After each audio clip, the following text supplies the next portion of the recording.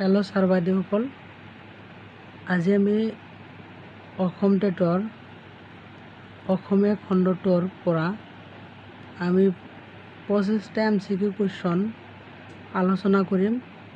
যদি ভিডিঅ'টো ভাল লাগে আপোনালোকে মোৰ চেনেলটো সাবস্ক্ৰাইব কৰিবলৈ নাপাহৰিব। ভিডিঅ'টোৰ প্ৰথম কুৱেশ্যনটো হ'ল গল্পৰ চলেৰে গ্ৰন্থ প্ৰণয়ন কৰা কবিজন কোন? 4 অপশ্যনৰ মাজত গ নম্বৰটো শুদ্ধ, শংকৰদেৱ। তাৰ পিছৰ কুৱেশ্যনটো হ'ল চন্দ্ৰ ভাৰতী নামে কোনজন কবি প্ৰখ্যাত? 4 অপশ্যনৰ মাজত ঘ নম্বৰটো শুদ্ধ, শংকৰদেৱ। তাৰ পিছৰ কুৱেশ্যনটো হ'ল অনন্ত কন্দলী কাৰ ভক্ত আছিল? 4 অপশ্যনৰ মাজত ঘ নম্বৰটো শুদ্ধ, মাধৱদেৱৰ ভক্ত আছিল অনন্ত কন্দলী। হেজাৰী গোসাঁক কাক বোলা হয়? 4 অপশ্যনৰ মাজত ঘ নম্বৰটো শুদ্ধ, নাম গোসাঁক হেজাৰী গোসাঁ বুলি কোৱা হয়। তাৰ পিছৰ কুৱেশ্যনটো হ'ল এক শৰণ ধৰ্মৰ প্ৰতিষ্ঠাপক পুথি হ'ল এক শৰণ ধৰ্ম প্ৰতিষ্ঠাপক পুথি কি আছিল? 4 অপশ্যনৰ মাজত ঘ নম্বৰটো শুদ্ধ, নাম গোসাঁ।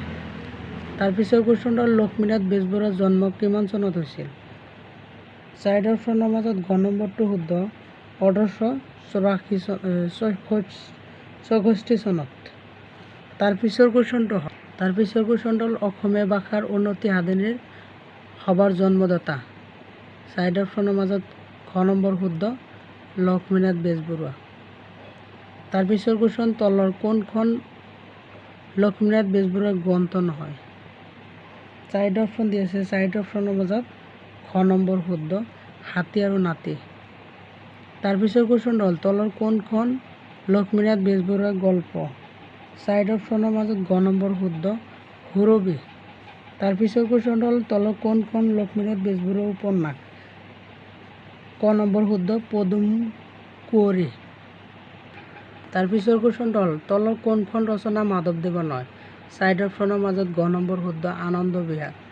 তাৰ পিছৰ কুৱেশ্যন তলৰ কোনজনে বৰগীত বেছিকৈ লিখিছিল? 4 অপশ্যনৰ মাজত ঘ নম্বৰ শুদ্ধ, মাধৱদেৱে বৰগীত বেছিকৈ লিখিছিল। তাৰ পিছৰ কুৱেশ্যনটো হ'ল বাঁহীৰ প্ৰতিষ্ঠাপক সম্পাদক আছিল? 4 অপশ্যনৰ মাজত ঘ নম্বৰ শুদ্ধ, লক্ষ্মীনাথ বেজবৰুৱা। তাৰ পিছৰ কুৱেশ্যনটো হ'ল লক্ষ্মীনাথ বেজবৰুৱাৰ পত্নী আছিল ৰবীন্দ্ৰনাথ ঠাকুৰৰ পৰিয়ালৰ। লক্ষ্মীনাথ বেজবৰুৱাৰ পত্নীৰ নাম কি আছিল? 4 অপশ্যনৰ মাজত ক নম্বৰটো শুদ্ধ, প্ৰজ্ঞা দেৱী। তাৰ পিছৰ কুৱেশ্যনটো হ'ল লক্ষ্মীনাথ বেজবৰুৱাৰ একমাত্ৰ কবিতা পুথিখনৰ নাম? 4 অপশ্যনৰ মাজত খ নম্বৰ শুদ্ধ, কদম কলি। তাৰ পিছৰ কুৱেশ্যন হ'ল তলৰ কোনখন লক্ষ্মীনাথ বেজবৰুৱাৰ ৰচনা নহয়? 4 অপশ্যনৰ মাজত খ নম্বৰ শুদ্ধ, বাহিৰে ৰংচং। শিখৰপতি নিখৰপতি এই নাটকখনৰ ৰচক হ'ল? 4 অপশ্যনৰ মাজত গ নম্বৰটো শুদ্ধ, লক্ষ্মীনাথ বেজবৰুৱা। তাৰ পিছৰ কুৱেশ্যনটো হ'ল বেজবৰুৱাৰ লিটিকা নামৰ নাটকখন প্ৰথমে প্ৰকাশ হৈছিল? 4 অপশ্যনৰ মাজত ক নম্বৰ শুদ্ধ, জোনাকীত প্ৰকাশ পাইছিল।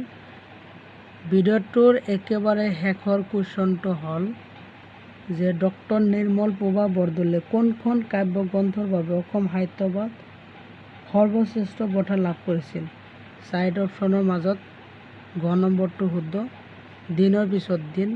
এইটো লাষ্ট কুৱেশ্যন আছিল আৰু কুৱেশ্যনটো খুব ইম্পৰ্টেণ্ট। যদি ভিডিঅ'টো ভাল লাগে আপোনালোকে মোৰ চেনেলটো ছাবস্ক্ৰাইব কৰিবলৈ নাপাহৰিব। আৰু যদি চেনেলটো ছাবস্ক্ৰাইব নকৰে তেনেহ'লে আমি যিবিলাক নতুন ভিডিঅ' আপডেট কৰি আছোঁ সেইবিলাক আপোনালোকে পাই নাথাকিব। প্লিজ মোৰ চেনেলটো ছাবস্ক্ৰাইব কৰি বেল আইকনটো বজাই দিব। আৰু যিমান পাৰোঁ আমি চেষ্টা কৰি যাম ভিডিঅ'বিলাক দিয়াৰ কাৰণে। Thank U.